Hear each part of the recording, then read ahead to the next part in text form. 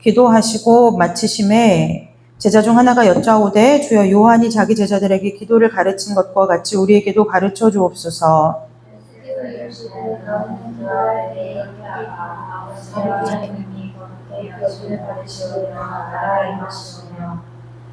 우리에게 날마다 일용할 양식을 주시옵고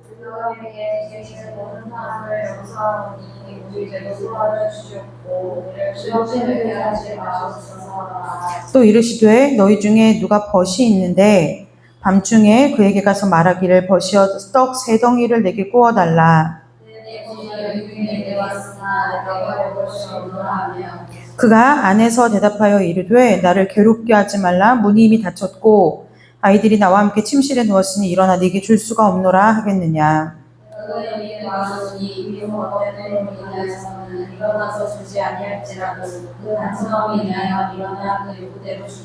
내가 또 너희에게 이르노니 구하라 그러면 너희에게 주실 것이요 찾으라 그러면 찾아낼 것이요 문을 두드리라 그러면 너희에게 열릴 것이니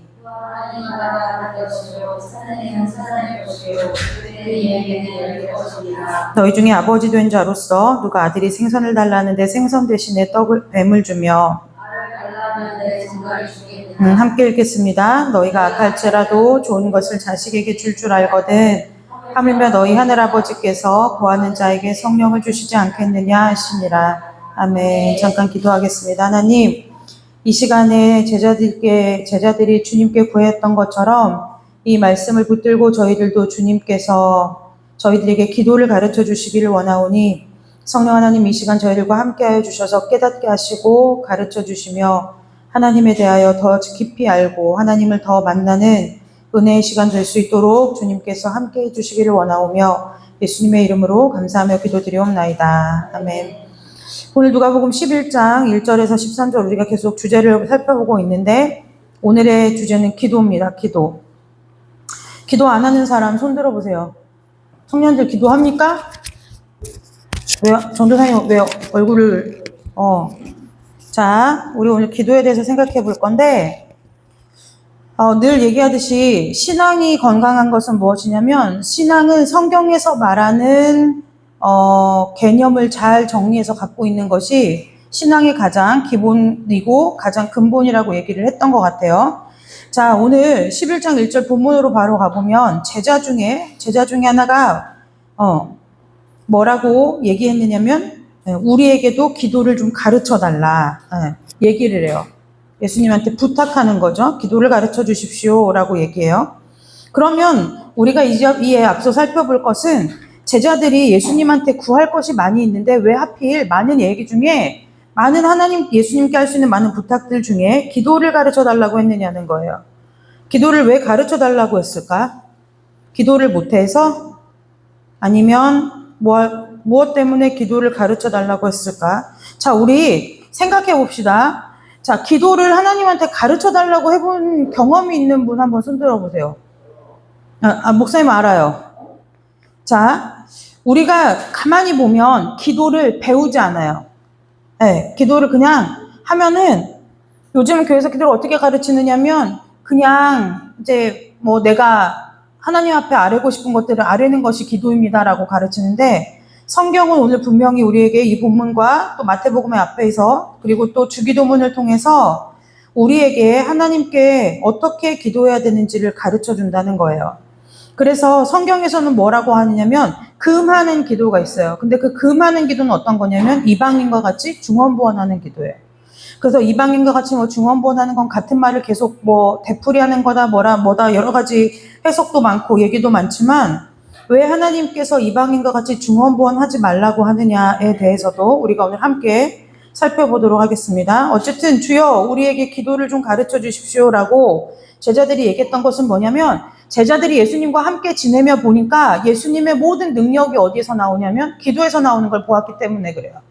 그리고 예수님도 직접 말씀하시기를 기도 외에는 이런 유가 나갈 수 없다고 얘기를 했기 때문에 그리고 실제로 우리의 신앙생활 가운데서도 우리가 말씀을 알고 그 다음에 말씀을 배우고 그렇겠구나 생각을 하더라도 정말 정작 그 일에 있어서 내가 간절하거나 그것이 내 삶에 있어서 반드시 해결되거나 그 문제가 반드시 일어나야 하는 일이라고 하면 우리는 하나님 앞에 자연스럽게 영적인 본능을 따라서 무엇 하느냐면 하나님 앞에 나가서 기도하게 마련이라는 거예요.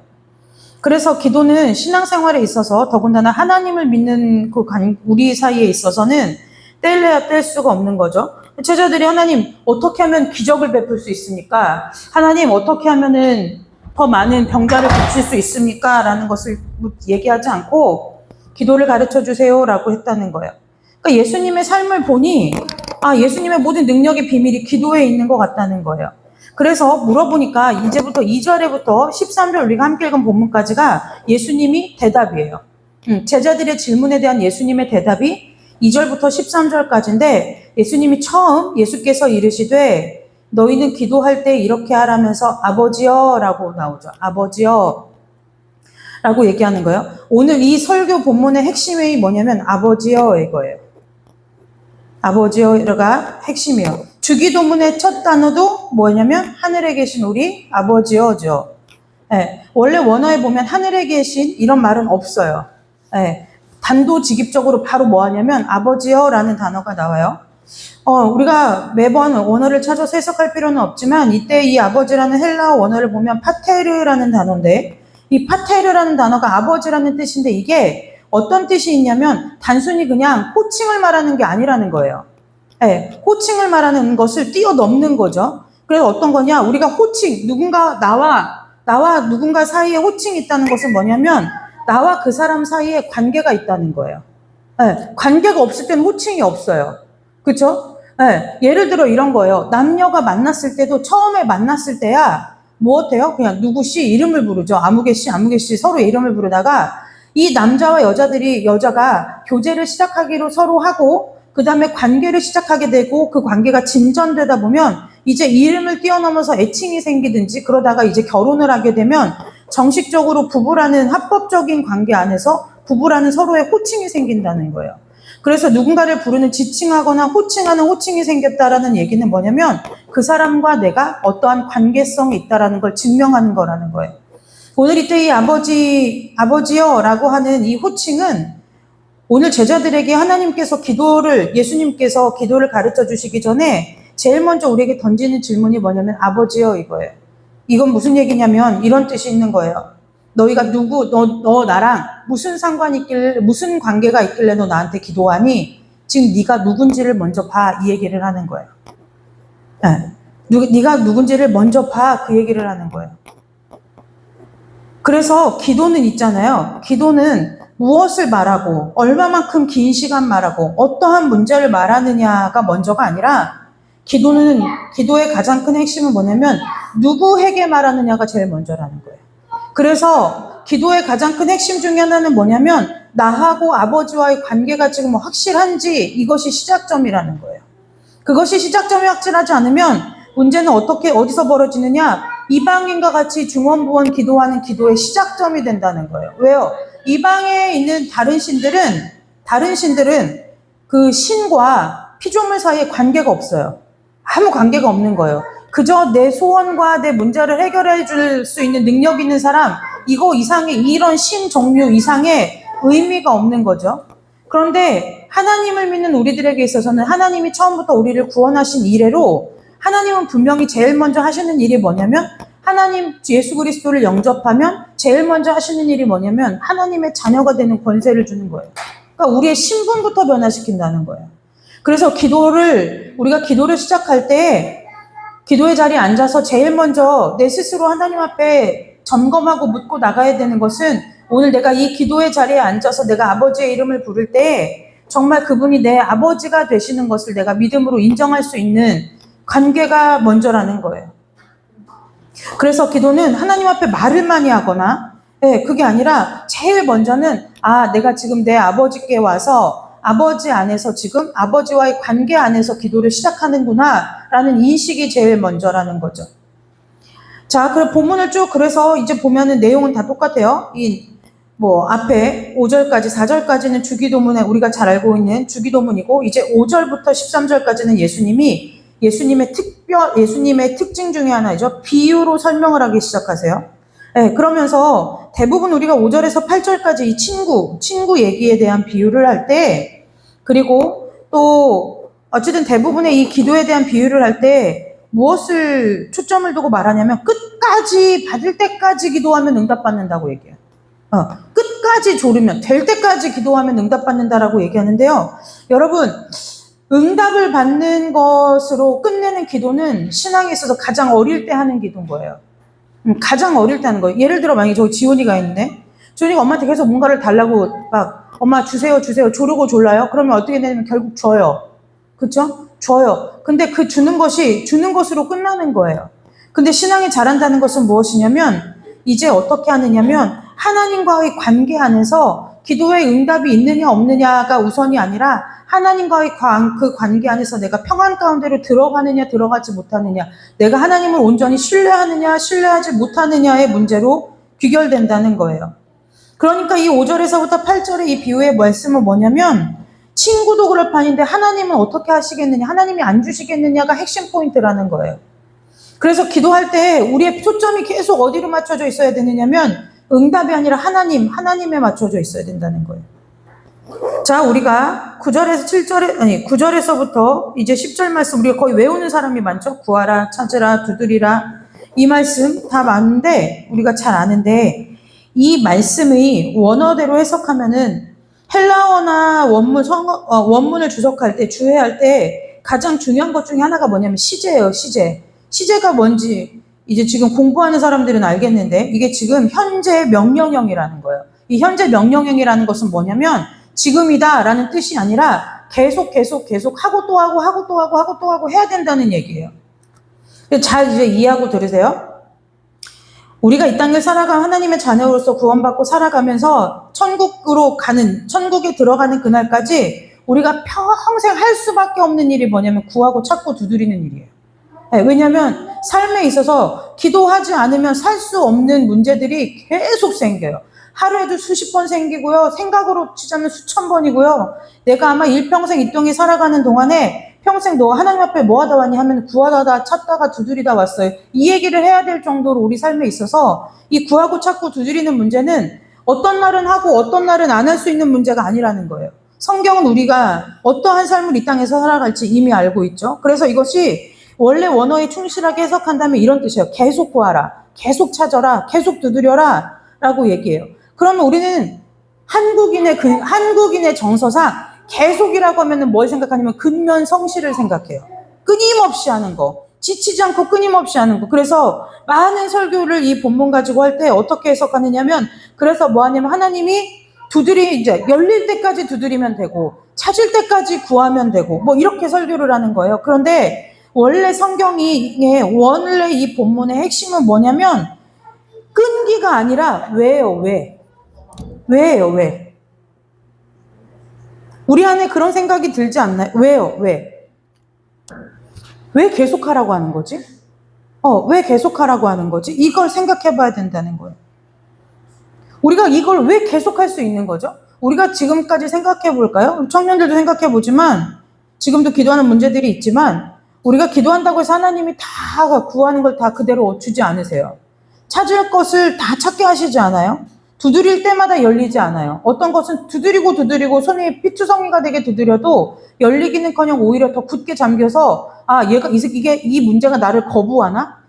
이렇게 할 정도로 두드려도 열리지 않는 문이 많이 있어요, 우리 삶에. 그러면 또 설교가 어디로 튀느냐면 기도의 응답은 예스냐, 노냐, 웨이트냐 뭐 이렇게 또 가는데 지금 오늘 성경은 본문 그대로 해석하자면 그 얘기를 하는 것이 아니라 왜 우리가 계속 구하고 계속 찾고 계속 두드려야 하느냐면 우리 안에 무엇을 주셨기 때문이냐면 하나님을 아버지로 신뢰하는 마음을 주셨기 때문에 우리가 계속해야 한다는 거예요. 저와 여러분이 기도의 자리에 오래 머무르는 것 중요하고요. 많은 문제들을 하나님 앞에 갖고 와서 아뢰고 또 하나님 앞에 의논하고 상의하고 하나님 앞에 음성을 듣고 또 응답을 받아서 갖고 나가서 삶의 문제를 해결하고 이 모든 루트나 패턴이 중요하지 않는 건 아니에요. 그러나 적어도 오늘 이 본문에서는 지금 이 기도를 통해서 우리에게 던지는 질문이 무엇이냐면 정말 아버지가 그러하실 것을 내가 아버지로서 신뢰하고 있느냐에 대한 문제를 하나님이 다시 짚으시는 거라는 거예요. 그래서 예수님이 그 기도에 대한 가르침을 마지막 마무리하실 때에 예수님께서 어떻게 결론을 내려주시냐면 분명히 1절에서 제자들은 기도를 가르쳐 달라고 얘기했는데 예수님은 13절에 뭐라고 마지막 답으로 결론을 주시냐면 너희 하늘 아버지께서 구하는 자에게 성령을 주시지 않겠느냐라고 질문한다는 거예요. 이상하죠?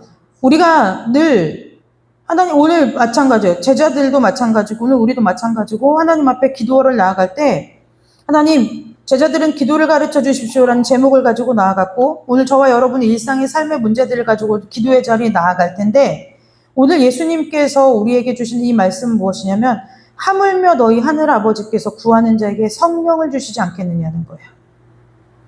그러면 이게 성령 충만받아서 기도하라는 소리냐? 그 얘기가 아니라는 거죠. 기도의 최고의 응답이 성령이라는 거예요. 네. 기도의 최고의 응답이 성령이라는 거예요. 그럼 바꿔 얘기하면, 좀 쉽게 얘기하면, 기도의 최고의 응답은 무엇을 내가 기도한 것이 그대로 이루어지는 응답을 받는 것을 뛰어넘어서 하나님을 얻는 것, 하나님을 얻는 것, 이것이 기도의 끝판왕이라는 거예요. 저는 저와 여러분의 신앙이 기도라는 그 하나님께서 주신 최고의 도구를 가지고 정말 우리의 기도의 끝자리에서 우리가 신앙이 깊어진 그 자리에서 우리의 기도가 이제 응답받는 것을 더 나아가서 하나님을 얻는 은혜까지 이르는 믿음이 있으시기를 주님의 이름으로 축복합니다. 네. 기도는 하나님께 내 사정을 처음에는 우리는 하나님과의 관계에 있어서 신앙이 어릴 때는 그래 하나님 계시대. 근데 그분이 능력이 많으시고 자비하시고 기도를 듣고 복주기를 좋아하시는 즐겨하시는 하나님이래. 자, 그러니까 이젠 뭐 하냐면 하나님 앞에 늘 뭐 하냐면 가서 뭐 하냐면 내 사정을 아뢰는 거예요. 하나님 제 형편이 이렇고요. 제 처지가 이렇고요. 무엇하고 이렇게 아뢰요. 그것이 잘못됐다는 것이 아니에요. 그런데요. 우리가 그 시간들을 지나서 하나님께서 우리의 믿음을 자라게 하시고 성장시키고 성숙시키실 때 기도 가운데 반드시 어떠한 성장이 있어야 하느냐면 그래 내가 이 문제가 있고 이러한 상황이 내 앞에 있는데 그 문제와 상황을 뛰어넘는 하나님 아버지께서 나와 함께 계시지 이것이 되어져야 된다는 거예요. 이것이 기도의 최고의 응답이라는 거예요. 그래서 기도의 가장 큰 기적은요. 응답이 아니라 기도의 가장 큰 응답은 어디에서 시작하느냐면 우리가 하나님 앞에 기도하러 나와서 기도의 자리에서 하나님을 아버지 하고 부르는 순간 시작됐다는 거예요. 아무나 하나님을 아버지라고 부르지 않죠. 네, 아무나 하나님을 아버지라고 부르잖아요. 목사님이 있는데 아무리 목사님이 좋고 목사님이 막 존경하고 따르고 싶고 할 만해도 우리 주일학교들이 목사님 보고 아버지라고 안 하죠. 네, 아버지라고 부를 수 있는 특권은 누구에게만 주는 거냐면 자녀에게만 주는 거예요. 근데 우리는 이 자녀라는 특권이 세상 가운데서 우리가 믿음을 갖고 살아갈 때에 별로 인식조차 하지 못하고 별로 쓰지를 못해요. 그래서 기도할 때에도 그냥 습관적으로 기도하는 거예요. 내가 기도하니까 하나님 내가 성전 와서 기도하니까 하나님이 들으시겠지. 그럼 내가 기도하는데 하나님이 듣지 안 들으시겠어? 라는데 오늘 성경 누가복음에서 얘기하는 것은 뭐냐면 저와 여러분의 신앙이 기도의 그 경험치가 이제 어떻게 되느냐면 내가 정말 속 시끄럽고 내가 정말 당장 어떻게 숨이 턱턱 막히는 문제 앞에 성전에 나와서 아버지 이름을 부를 때 내 마음에 평강이 와야 된다는 얘기예요. 그래. 내가 그 일에 매몰되어 있을 때에는 그 상황 가운데 매몰되어 있을 때는 막 당장 그 상황이 해결되지 않으면 내가 어떻게 될 것 같고 그 문제가 지금 어떻게 해결되지 않으면 내가 죽을 것 같은데 내가 아버지라는 그 이름을 부르는 순간 내 마음에 그 아버지의 평안이 임해야 된다는 거예요. 그게 신앙에 있어서 하나님께서 예수님이 오늘 그 제자들에게 가르치신 기도의 결과물이라는 거예요. 그래서 저는 저와 여러분이 많은 삶에 있어서 여러 가지 문제들과 상황 앞에 하나님 앞에 나와서 기도할 수 있죠. 그런데 그 기도의 시작이, 그 기도의 응답의 시작과 끝은 이미 우리가 하나님을 아버지라고 부르는 순간 시작됐다는 걸 기억하셨으면 좋겠어요. 대부분의 설교가 이렇게 가죠. 내가 이렇게 기도했더니 응답받았습니다. 내가 이렇게 기도했더니 기적이 일어났습니다. 내가 기도하면 이렇게 됩니다. 그것은 있잖아요. 그 관증이요. 귀해요. 아무나 또 그런 응답을 받는 것도 아니에요. 기도의 자리에 어찌됐든 와서 앉아서 머물러 하나님 앞에 부르짖어야 응답이 와요. 네, 그런데 적어도 이 누가복음 11장에서 말하는 기도는 기도의 효과나 기도의 능력치를 말하는 게 아니라는 거예요. 가장 근본적으로는 기도의 본질을 말하는 거예요. 가끔 제가 교회에서 설교할 때 이 얘기하죠. 응답받았다고 뛰쳐나가지 말고, 이제 일 다 됐다고 뛰쳐나가지 말고, 하나님의 입장에서 기도가 끝났는지를 다시 되짚으라고 하죠. 그게 시작이라고 얘기하잖아요. 그쵸? 대부분의 사람은 내가 하나님 앞에 막 기도 제목을 알아요. 하나님 이거 이렇게 해야 되고, 저렇게 해야 되고 했어요. 그런데, 그게 된 거예요. 그럼 이제 교회 문 박차고 나가죠? 응답받았어요. 제일 쉬운 방법을 택해요. 감사하다. 감사헌금 딱 드리고, 이제 그다음부터는 어떻게 하느냐면, 하나님이 내가 응답받은 그 기도에 응답하신 그걸 가지고, 정작 하나님이 내 삶 가운데서 나에게 무엇을 가르치시고, 무엇을 깨닫게 하고 싶으셨는지는 관심이 없는 거예요. 왜요? 내 것은 해결됐으니까요. 기도는 분명히 쌍방의 관계인데, 예를 들면 이런 거죠. 부부간이든, 부모 자식 간이든, 아니면 같은 공동체 안의 지체간이든, 막 힘들고 어렵고 할 때는 막 내가 이 사람에게 막 이렇게 해요. 그런데 이 사람이 같이 함께 기도했어요. 응답받았어요. 그리고 응답받았어요. 그리고 그 사람은 그 일을 해결하러 나갔어요. 그러면서 그 뒤에 돌아가서 마치 그 문둥병자들이 나가서 단 한 명만 돌아와서 예수님 앞에 감사했던 것처럼 우리가 기도할 때 응답받고 하나님을 외면하는 일이 적지 않게 벌어진다는 거예요. 왜요? 내 문제는 해결됐으니까요. 그러면은 그 얘기는 결국은 무슨 뜻이냐면 우리의 신앙이 하나님께서 오늘 누가복음 11장을 통해서 말씀하시는 이 기도의 본질에는 전혀 미치지 못한다는 거예요. 이방인들이 신을 섬겨서 비나이다 해서 받은 응답과 별반 다르지 않다는 거예요. 늘 얘기하죠. 우리 교회에서 설교할 때 늘 얘기하죠. 하나님의 수준으로 좀 올라서라고 얘기하는 거예요. 그래서 하나님의 수준은요. 거기서 멈추지 않아요. 하나님 내 기도 들어주셨어. 그러니까 이제 난 앞으로 기도 더 열심히 할 거야. 왜? 이렇게 기도를 하나님 들어주신데 내가 기도하지 않을 이유가 무엇이겠어? 여러분 다 그 신앙의 종교성, 인간의 종교성을 가진 그 경험치 때문에 누구나 다 기도하는 거예요. 다 기도하는 거예요. 오체투지도 하고요. 108배도 하고요. 1000배도 하고요. 불교가 다 하는 거예요. 근데요. 성경은 계속해서 모든 기도에 앞서서 무엇을 제일 먼저 가르치느냐면 아버지여 라는 그걸 먼저 가르치는 거예요. 자, 기도의 자리에 나갔을 때 제자들이 요청한 것이요. 기도하면 응답받는 비결 비법 좀 알려주세요. 기도의 응답을 받는 방법 이걸 말하는 게 아니었어요. 주여 우리에게 기도를 좀 가르쳐 주십시오 라고 얘기했죠. 그런데 예수님 대답도 마찬가지죠. 그래 내가 어떻게 하면 응답해 주는지 내가 비결을 알려줄게 라고 말하지 않았어요. 뭐라고 얘기했냐면 너희는 기도할 때 이렇게 하라 라고 하시더니 아버지여 라고 얘기했다는 거예요. 여러분 이 아버지여 이 네 글자에 담겨있는 아버지의 그 큰 사랑이 좀 여러분에게 느껴지셨으면 좋겠어요. 네, 아버지여 할 때 여러분의 기도의 자리에 나와서 아무도 보지 않고 그러나 나만 아는 풍랑이 내 속에서 일어나고 아니면 누가 봐도 저 사람은 정말 지금 제정신이 아니고 저 사람이 사는 게 기적이다라고 할 정도의 그런 상황 가운데 부닥쳐 몰려있는 상황이라고 할지라도 여러분이 여러분 스스로 하나님 앞에 무릎 꿇고 아버지라고 할 때 모든 것이 잠잠해지는 은혜가 있으시기를 주님의 이름으로 축복합니다. 기도를 배우려고 하는 그 제자들한테요. 예수님이 가르치신 것은 기도의 기술이 아니었어요. 어떻게 기도해야 되고 몇 시간 기도해야 되고 무얼 기도해야 되고 언제 기도해야 되고 이걸 가르치신 게 아니었어요. 기도가요. 우리나라처럼 방법이 많은 나라는 세상에 드물어요. 세상에 드물어요. 제가 예전에 그 학교에 남아있을 때 미국에서 오신 목사님 한 분을 이제 곁에서 모실 일이 있었어요. 갑자기 이제 대화를 하다가 저한테 물어보는 거예요. 도대체 한국에는 무슨 기도의 종류가 그렇게 많냐는 거예요. 그래서 뭘 말하는 거냐? 그랬더니 이제 새벽 기도는 뭐 다 아는 거죠. 다 아는 거. 다니엘 기도는 뭐니에요? 다니엘 기도가 뭐니에요? 그래서 다니엘처럼 21일 동안 이렇게 기도를 하는 거다. 이 말씀을 근거로 이제 한국은 이렇게 기도한다. 이렇게 얘기했더니 딱 질문 하나 던지셨는데 그 질문이 뭐냐면 너희들이 다니엘이야? 이렇게 물어보는 거예요. 니들이 다니엘이야? 이렇게 물어보는 거예요. 그냥 하나님은 성령 하나님으로서 늘 어디와 언제 어디서나 우리와 함께 하시는데 그러면서 우리나라의 기도는 막 방법이 많아요. 막 집중기도 또 대적기도 또 뭐 있죠? 표적기도도 있어요. 집중기도 대중기도 표적기도 막 그래가지고요. 기도 세미나가 우리가 작심하고 기도 세미나 들으려고 하면은 52주 내내 들을 수도 있어요. 52주 내내 들을 수도 있어요. 그런데요. 성경은 어디를 찾아봐도 어떻게 기도해라, 언제 기도해라, 이것이 중요한 게 아니라 아버지요, 이것만이에요. 그래서 성경에서 예수님이 친히 기도를 가르쳐 주신 구절은 무엇밖에 없냐면 그것을 뽑아서 우리가 공교회 때 예배 시간에 주기도문을 하는 거예요.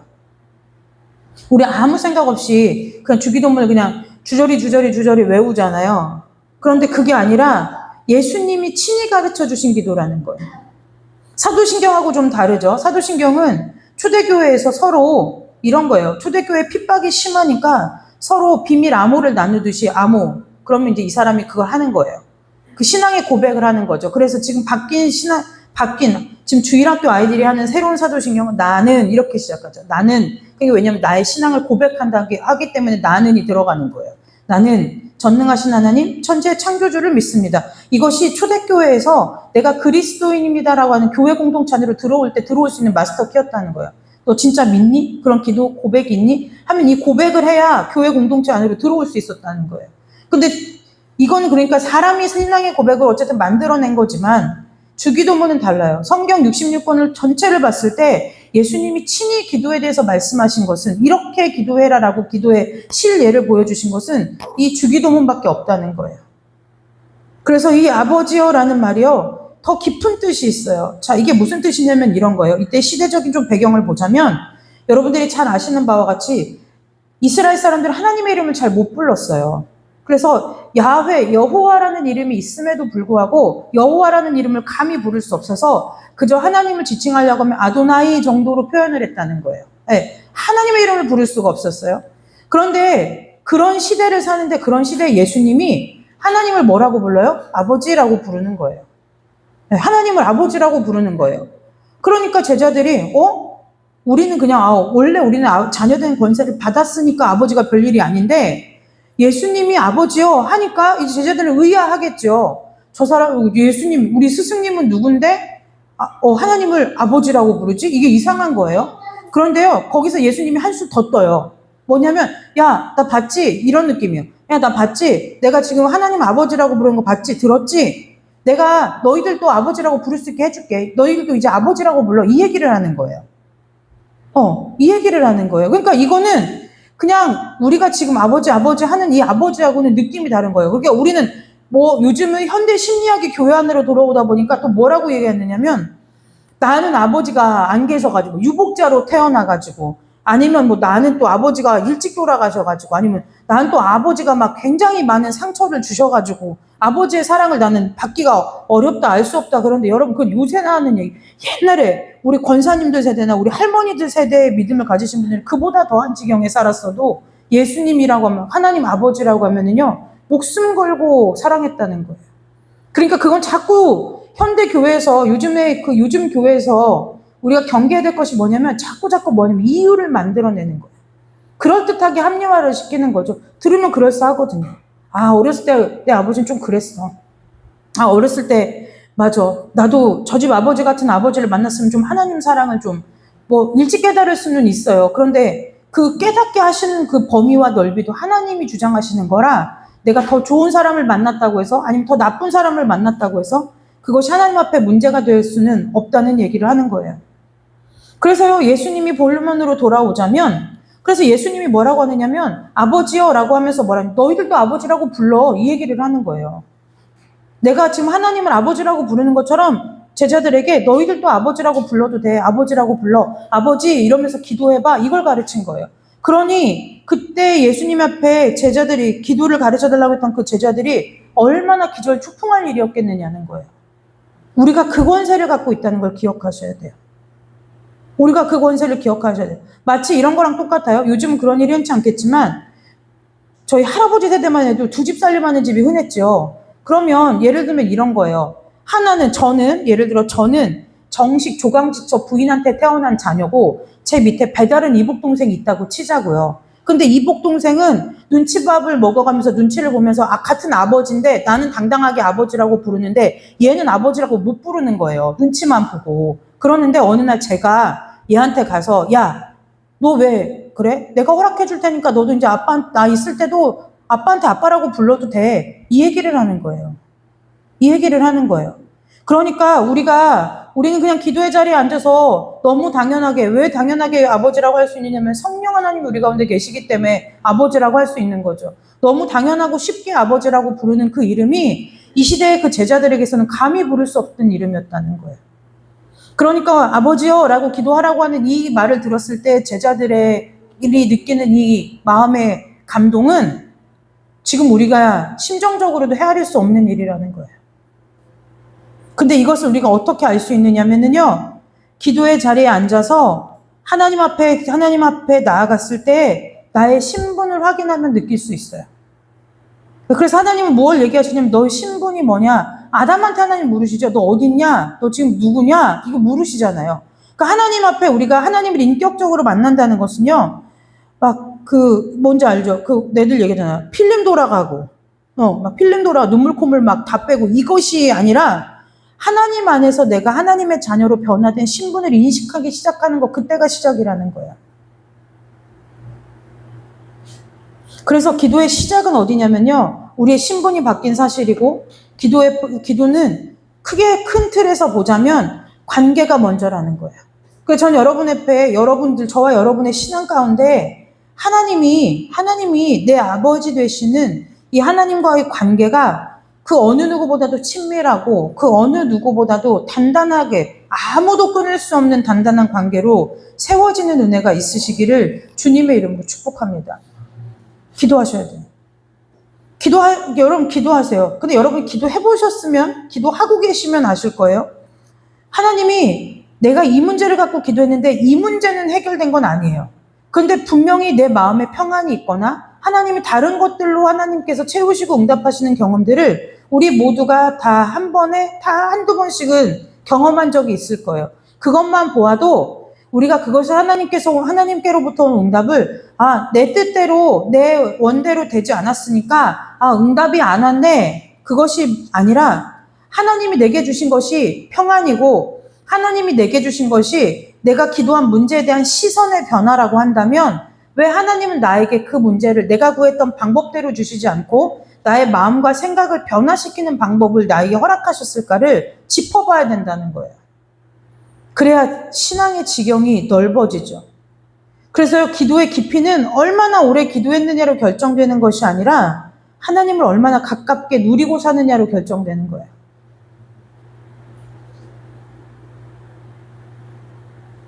그래서 원래 기도는 이런 거예요. 하나님은 멀리 계셔요. 근데 하나님하고 나하고 근데 내가 멀리 계신 하나님을 막 쫓아가는 시간이 아니라는 거예요. 하나님은 늘 언제나 동일하게 그 자리에 계신데 자꾸 내 시선이 어디로 떨어지냐면 땅으로 떨어지는 거죠.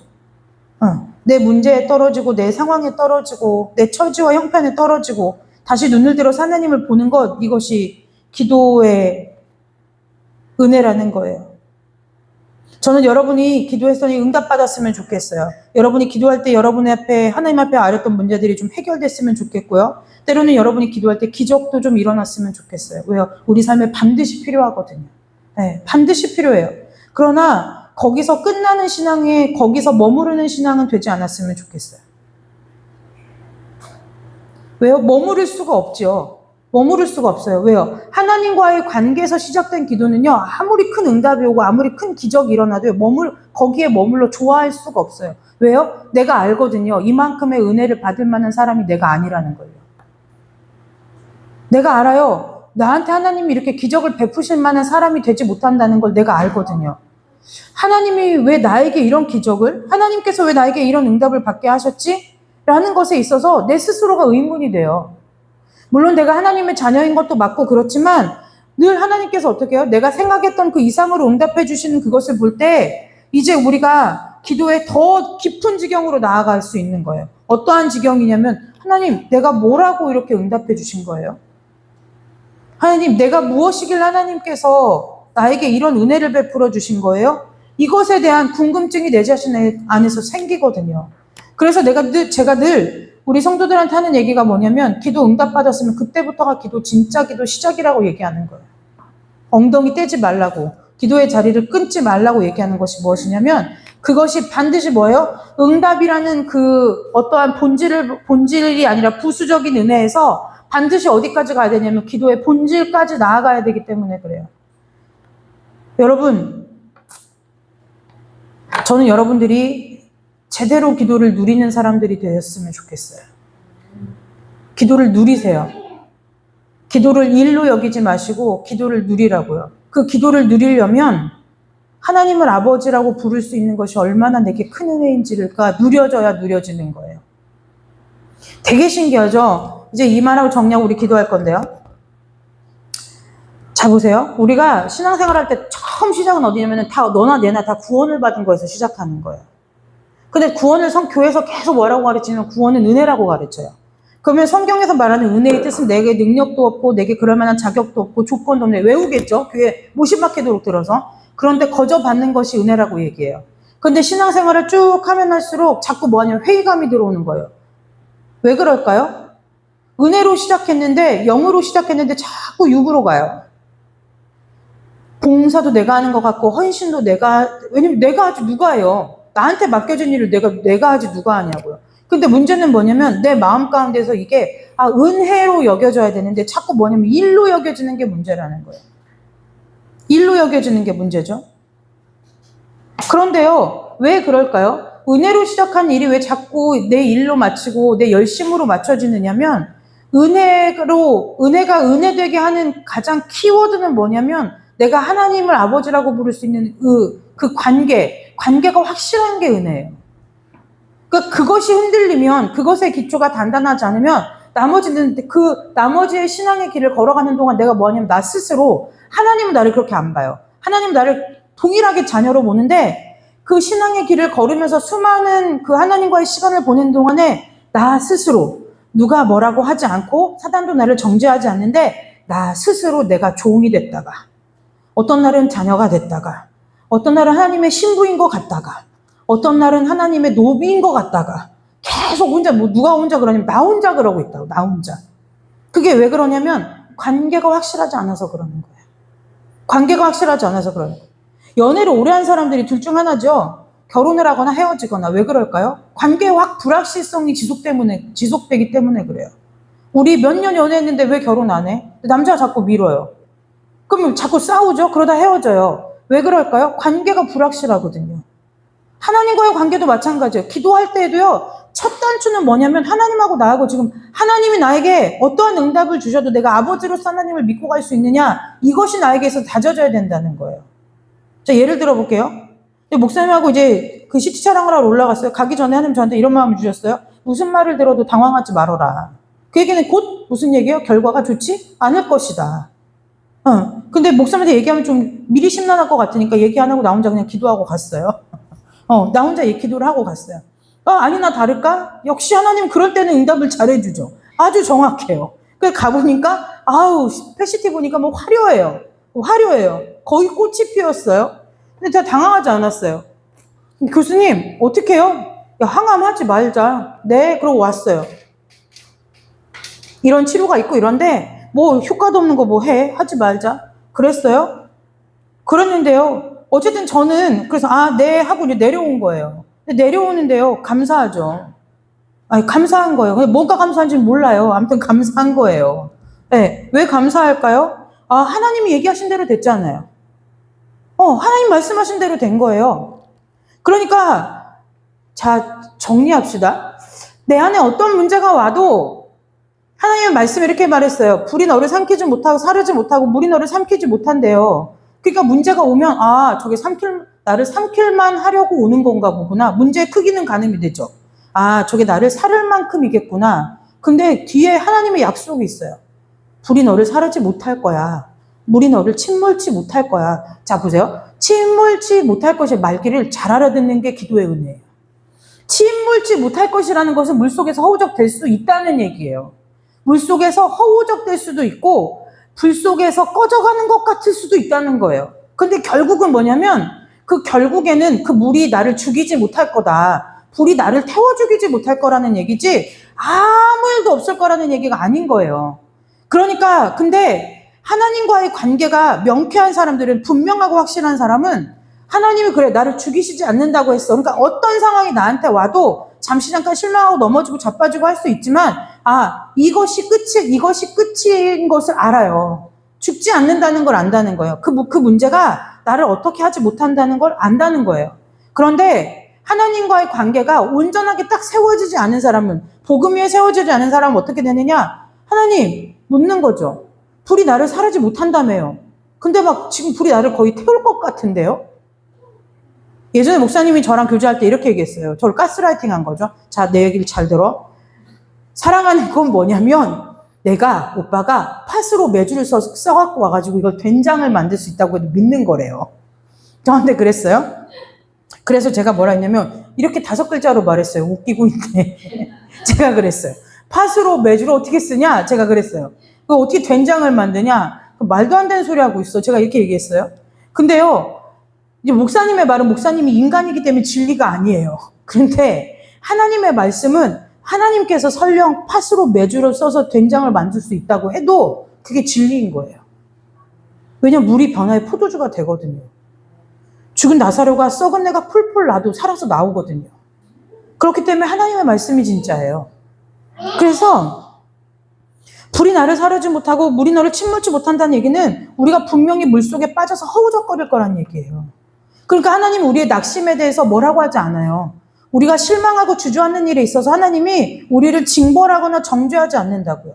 그것이 히브리서에서 말하는 하나님의 특징이에요. 예수님이 뭐예요? 우리를 친히 체휼하셨다잖아요. 육신을 입고 오신 이유가 뭐가 있겠어요?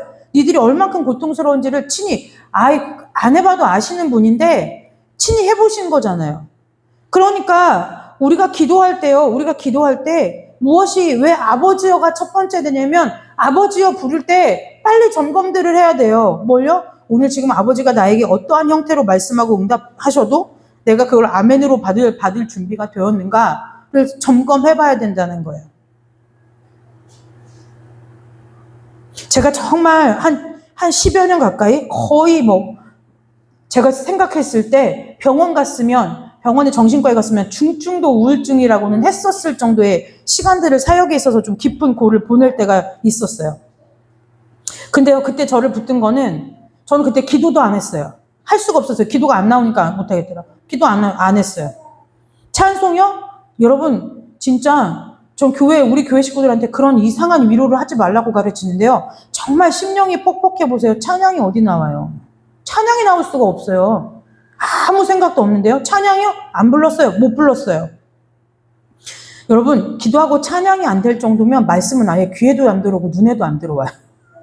네. 성경책이 저기 있는 게 보이죠.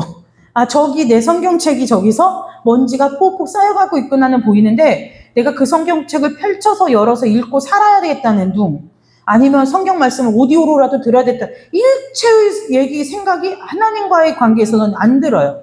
근데 그때 저를 딱 붙드는 한 가지가 있었어요. 기도도 못했어요. 찬양도 못했어요.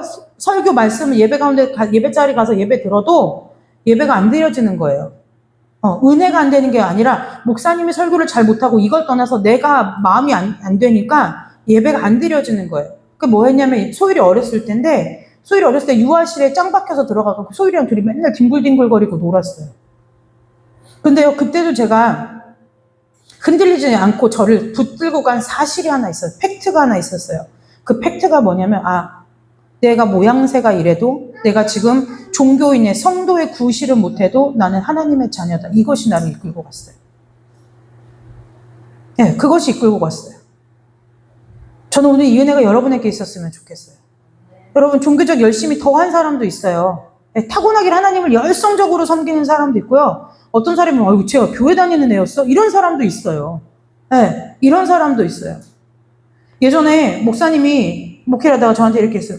난 잘하는 것도 없는 것 같고, 그렇다고 막 열정적으로 목회하는 것도 아닌 것 같고, 난 도대체 뭐 하고 있는 건지 모르겠어. 그래서 제가 얘기했어요. 그래, 꾸준함도 열정이야. 제가 이랬어요. 꾸준함도 열정이야.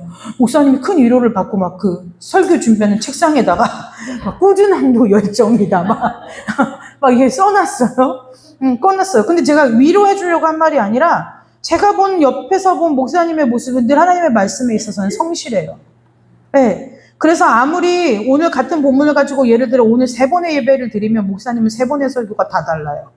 네. 같은 본문을 가지고 설교해도 3번의 설교면 4번이면 4번 다 달라요. 잠을 안 자는 한이 있어도 그건 철칙이에요. 누가 하겠느냐고요. 저 같으면 못해요, 그렇게. 그래서 제가 왜 꾸준함도 열정이야 라고 얘기한 적이 있어요. 여러분, 저는 오늘 이 말씀을 통해서 저와 여러분이 하나님 앞에 아버지라고 부를 수 있는 은혜를 누리는 기도가 회복되시기를 주님의 이름으로 축복합니다.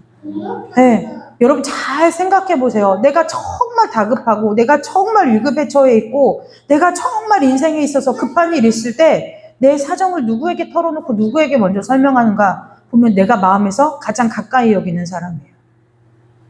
마음에서 가장 가까이 여기는 사람이에요. 그래서요, 기도하러 와서 하나님 앞에 내 사정을 설명할 수도 있어요. 하나님, 내 처지가 이래요. 형편이 이래요. 지금 내 문제가 이래요. 이렇게 하죠. 그런데요, 여러분들이 기도한 시간을 조금 복기해서 되짚어 보시면, 그런데요, 하나님께서 동일하게 우리에게 주신 것들이 있어요. 그게 뭐냐면, 기도하다 보면 왜 마음이 평안해져요? 결혼해 본 분들은 아시죠? 친정집에 가면 그렇죠. 네. 친정처럼 편안한 거예요. 왜요? 아버지의 품에 갔으니까요.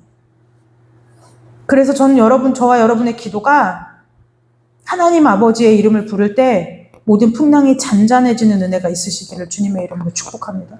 그래서 처음에는 내가 하나님 이 문제에 있어서는요 지금 이렇게 해결되는 게 최선이고요. 이게 이렇대요. 라고 이렇게 기도하러 왔다가도 하나님 아버지의 이름을 부를 때 그래 내 눈이 다시 내 눈의 초점이 다시 하나님께로 향하고 내 흐트러졌던 마음이 다시 하나님께로 모아지고 내 중심이 하나님을 향하여 가서 이 문제를 하나님 앞에 내려놓고 하나님이 말씀하시는 대로 하나님이 이끄시는 대로 우리의 마음을 돌이킬 수 있는 은혜가 저와 여러분의 기도의 자리 가운데 있으시기를 주님의 이름으로 축복합니다. 네, 저도 예전에는요 기도 하루에 10시간씩만 이렇게 할 때가 있었어요. 저희 엄마가 미쳤냐고 할 정도로 기도할 때가 있었어요. 오죽하면은요, 저희 엄마가 원래 고기를 안 드시는 분인데, 축난다고 소고기를 사다가 매일 저녁 구워줬어요. 하도 기도를 해가지고요. 그러니까 정말 그렇게 기도하니까요. 기도를 하니까, 제 옆에 계신 분들도 가만히 있는데, 옆에서 저 기도할 때 옆에 앉아서 같이 기도하다가 본인들이 그런 얘기예요. 귀신이 나갔어요. 언제 귀신 들리셨었어요? 뭐 이런 거죠. 전도사님 옆에서 기도했더니 어디가 아픈 게 나았어요. 네. 감흥이 없는 거예요, 제가. 네. 근데 왜 감흥이 없었느냐면 이것 때문에 감흥이 없었던 거예요. 그분들이 고쳐진 거하고 저하고는 사실 별 관계가 없어요. 근데 문제는 뭐냐면은요. 그 기뻐할 새가 없는 거예요. 왜냐하면 하나님과 그 기도로 누리는 시간이 너무 좋으니까요. 이분이 지금 나았나 귀신이 나갔나 뭐 했나 이거는 하나님하고 그분의 일이지 내 일이 아닌 거예요. 나는 지금 이 기도의 은혜를 계속 누려야 되는 거죠. 그리고 왜요? 기도의 자리에 앉잖아요. 그러면 무슨 기적이 나를 통해서 일어나든 그것이 나 때문에 일어난 게 아니라는 걸 너무 잘 알기 때문에 거기에 그렇게 별로 관심이 없어요. 그래서 저는 간증을 유의해서 성도들에게 들으라고 권하죠. 내가 이렇게 기도했더니 막 이렇게 해결됐고 이렇게 기도했더니 막 이렇게 됐고 이것이 하나님께로부터 온 건지 분별해봐야 된다는 거예요. 제가 기도의 시간에 기도의 자리에 있을 때 하나님께서 제게 주셨던 그 아버지라는 그 세 글자의 은혜는 문제 해결보다 훨씬 더 깊었어요. 훨씬 더 깊었다는 얘기는 내가 처해져 있는 환경, 내가 처해져 있는 상황, 내가 처해져 있는 그 문제보다 훨씬 더 컸다는 거예요. 견고했다는 거예요. 저는 여러분에게 하나님이 제게 주신 이 은혜가 여러분에게도 기도할 때 부어지기를 원해요. 경험해보세요. 하나님의 말씀이 진짜예요. 하나님의 말씀이 진짜예요. 이 은혜가 임하면 흔들리지 않아요. 그래서 제가 성도들에게 기도하세요 하는 이유는 뭐냐면 응답이 전부가 아니라는 거예요. 응답이 전부가 아니라는 거예요. 제가 저희 아이들한테도 그렇게 얘기해요. 이제 소율이가 이제 의대 가고 싶다 이러면서 공부를 하잖아요. 그럼 제가 이렇게 해요. 의대 못 갈 수도 있어. 의대 못 갈 수도 있어. 네 인생이 그렇다고 끝나는 건 아니야.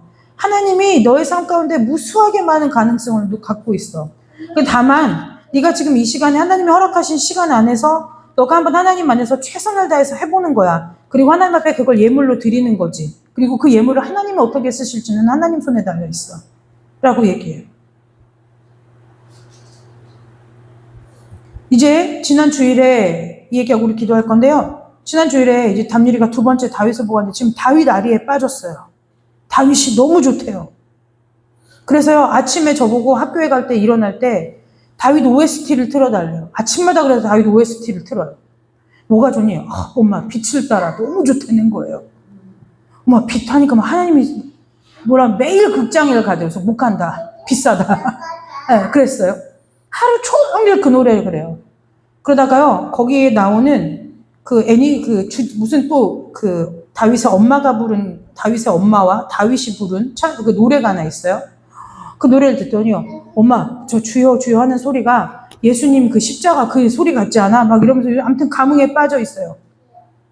그래서 제가 얘기했어요. 다윗이 하나님하고 친한 사람이야. 얘기해 줬어요. 친한데 저런 지경을 다 당한다? 이제 그런 거예요. 다 당해. 담녀라, 살면은 어려운 일이 훨씬 더 많다? 근데 하나님하고 친하면 그게 지나갈 수 있어. 저렇게 다윗처럼 이겨갈 수 있어. 제가 얘기해 줬어요.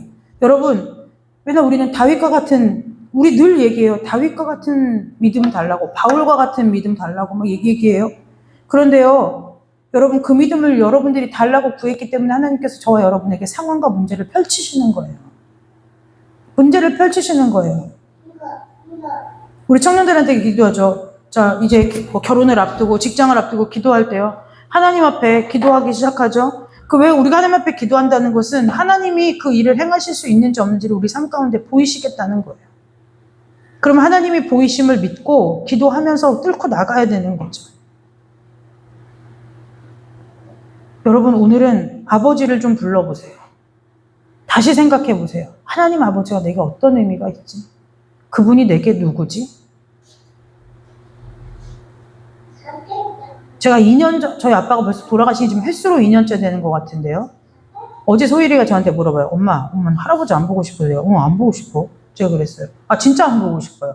그럼 저희 아빠하고 저하고 뭐 관계가 안 좋았냐? 아니, 너무 좋아서 우리 시댁 식구들이 저희 아빠 돌아가셨다고 하니까 저희 엄마 걱정을 한 게 아니라 제 걱정을 했어요. 괜찮냐고.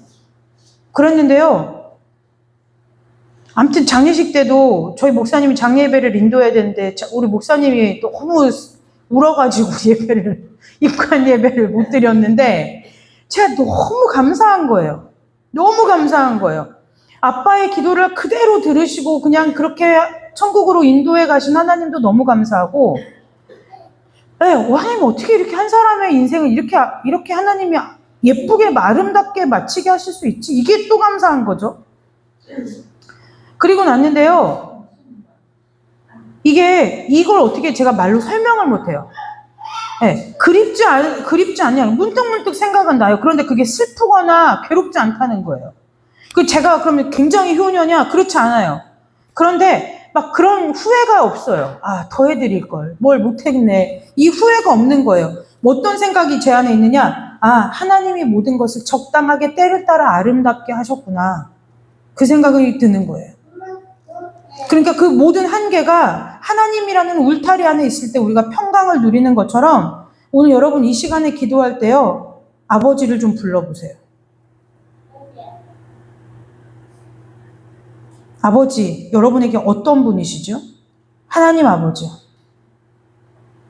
내가 막 너무 바쁘고 내가 막 너무 내 삶의 문제가 급급하고 하니까 막 헐레벌떡 와서 아버지 막 이렇게 그냥 내 문제를 해결하기 위해서 부르는 아버지가 아니라 정말 나를 그 십자가에서 달려서 건지시고 구원하신 그 하나님 아버지, 그 아버지가 나에게 있어서 어떠한 의미이고 내 삶에 있어서 얼마만큼의 비중을 차지하고 있고 그 다음에 그 아버지를 내가 얼마만큼 신뢰하고 있는지에 대해서 좀 우리가 깊이 묵상하며 하나님 앞에 나아갔으면 좋겠어요.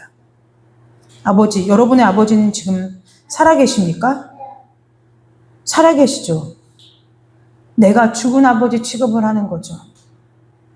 이런 자식이랑 똑같은 거예요. 아버지가 전능하시고요. 아버지가 위대하신데 약간 이런 느낌 아세요? 자식이 좀 컸다고 아버지가 뭘 하세요. 요즘 시대가 얼마나 바뀌었는데요. 아버지 가만히 계세요. 제가 다 알아서 할게요. 이런 자녀랑 똑같다는 거예요. 여러분, 오늘 이제 제가 마무리 기도하고 우리가 잠깐 기도할 때 그리고 각자의 기도의 자리에 돌아가서 기도할 때 아버지를 깊이 만나는 은혜가 있으시기를 주님의 이름으로 축복합니다. 내 문제에 대한 응답만을 듣는 기도의 자리가 아니라 하나님께서도 좀 저와 여러분에게 이야기하고 싶은 은혜가 있으시기를 주님의 이름으로 축복합니다. 들어보셨나요? 예전에 저희가 이런 경험이 있어요. 어떤 경험이냐면요. 제가 기도를 이제 피곤해서 기도를 오늘 기도하러 못 가겠다. 집에서 자야겠다 하고 쉬었는데 자꾸 기도의 자리에 가야 될 것 같은 마음이 드는 거예요. 근데 그때는 집과 교회가 이제 거리가 멀었으니까 차를 끌고 가야 되니까 망설였어요. 가야 되나? 피곤한데. 너무 기도 안 하고 쉬기로 마음 먹었는데. 그런데요, 너무 마음이 불편해서 잠이 안 오는 거예요. 그래서 겨우겨우 그냥 일어나서 옷 대충 주워 입고 차키 들고 나가서 이제 운전하고 교회에 왔어요. 딱 앉았는데요. 교회에 앉았는데 하나님이요, 하나님의 얘기를 쏟아놓기 시작하시는 거예요. 내가 이렇고 저렇고 아무튼 하나님의 이야기들을 쏟아놓기 시작하는 거예요. 그걸 뭐 일일이 이제 어쨌든 그 개인의 어떠한, 그러니까 저 아닌 어떤 개인에 대한 여러 가지 이야기들을 이렇게, 그래서 내 마음이 이렇다, 내 마음이 좀 아프다, 괴롭다, 이런 걸 이게 얘기하시는 거예요. 그래서 제가 그때 처음 알았어요. 하나님 말이 되게 많으신 분이구나를 그때 처음 알았어요. 그래서 제가 지금도 기도의 자리에 앉으면 뭐라고 첫 기도가 뭐냐면, 아버지 뭐 하실 말씀 없으세요? 이제 그걸 물어봐요. 제 목사님한테도 목사님도 이제 요즘은 혼자 기도하러 가거든요. 그럼 제가 목사님한테 뭐라고 하냐면, 듣고 왔어? 이렇게 물어봐요. 오늘 힘들어서 그냥 왔는데요. 듣고 와야 기도가 끝난 거지. 제가 이제 그래요. 할 말만 좀 하고 오지 말고 좀 듣고 와. 별말 없으시던데. 그러니까 말할 분위기를 만들어줘야 말을 하지. 근데 당신 마음에 오늘 피곤해서 빨리 이거 기도나 하고 집에 들어가 자야겠다라는 그 마음이 있는데 하나님 그 마음에 대고 어떻게 말을 하시겠어. 그러니 하나님 오늘은 내가 어떤 말 하든 좀 들어드릴 테니 말씀을 좀 해보십시오라고 해야 하나님도 말을 하실 거 아니야? 제가 그렇게 얘기한 적이 있어요. 여러분 오늘 저와 여러분의 기도가 날마다 새롭게 깊어지는 은혜가 있으시기를 주님의 이름으로 축복합니다. 깊어지셔야 돼요.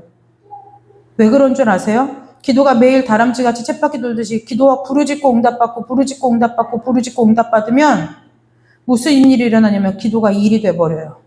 기도가 하나님과의 관계에 있어서 수단이 되어버려요. 기도가 방법이 되어버려요. 그렇기 때문에 하나님과의 관계에 발전이 없어요. 그래서 여러분 오늘 우리 함께 기도할 건데요. 하나님 아버지 제게 어떤 분이십니까? 하나님들 답은 똑같아요. 너는 내 자녀지 뭐. 네, 하나님 제가 지금 하나님 아버지를 누구라고 생각하고 있는지에 대해서 좀 가르쳐 달라고 기도하세요. 하나님 나는 하나님 아버지라고 부르고 있는데 나 아버지한테 어떤 자식이에요? 좀 한번 물어보세요. 그리고 그 하나님의 그 물음 앞에 저와 여러분이 그런 것 같아요. 인정할 수 있는 믿음이 되시기를 주님의 이름으로 축복합니다. 그래서 저는 여러분들이 일주일을 기도하잖아요. 그럼 하루쯤은 온전히 하나님과의 관계를 위한 기도를 좀 하셨으면 좋겠어요. 우리가요 정말 급한 문제는요 수시로 해요. 수시로 하죠. 앉아서도 하고 일하다가도 하고 점심 먹다가도 하고 그치 지호나 하는데요. 하나님과의 관계를 위한 기도는 잘 안 해요. 하나님과의 부부간에도요, 사이가 좀 사이가 좀 소원해졌다가 관계를 회복하는 사인이 오면 가까운 집 앞에 커피숍이라도 가서 얘기하고 드라이브라도 나가는데 하나님하고는 맨날 뭘로 만나냐면 일적으로밖에 안 만나는 거예요. 하나님 이 문제요. 하나님 오늘 처리할 거예요. 이 문제요. 하나님한테 리스트 주고 결제해 주실 거예요. 말 거예요. 언제 해주실 거예요. 어떻게 해주실 거예요. 이거밖에 안 하는 거예요. 그래서 여러분 일주일에 한 번만 하루만이라도 하나님을 위한 기도를 드리는 여러분들이 되시기를 주님의 이름으로 축복합니다. 네, 하나님을 위해 기도하세요. 그래서 오늘 이 시간에 잠깐 기도하도록 하겠습니다. 제가 아직 지훈이 기도할까?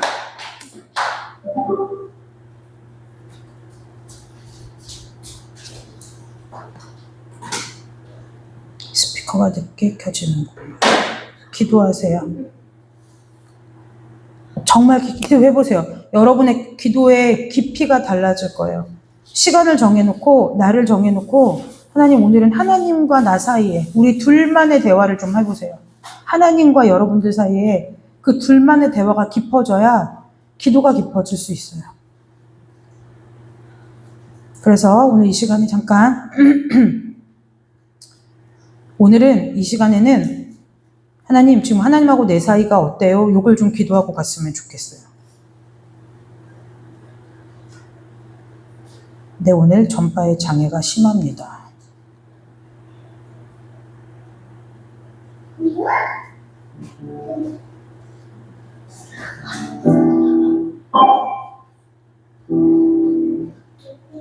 선생님, 이게 좀 이상한데요? 핸드폰이 이상한 건가?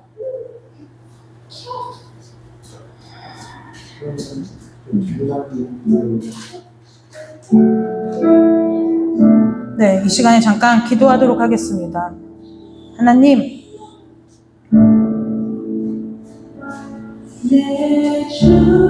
기도하다 보니까 맨날 내 얘기만 하고 내 상황만, 내 문제만 하나님 앞에 아뢰는 것 같은데, 하나님, 오늘 이 시간에는 하나님과 나 사이에 둘만의 이야기를 좀 하고 싶습니다. 기도해 보세요.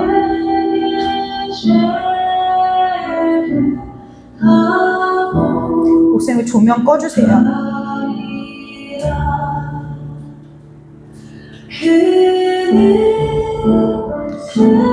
하나님 감사합니다. 아버지 되심을 감사합니다. 주님 역사해 주옵소서.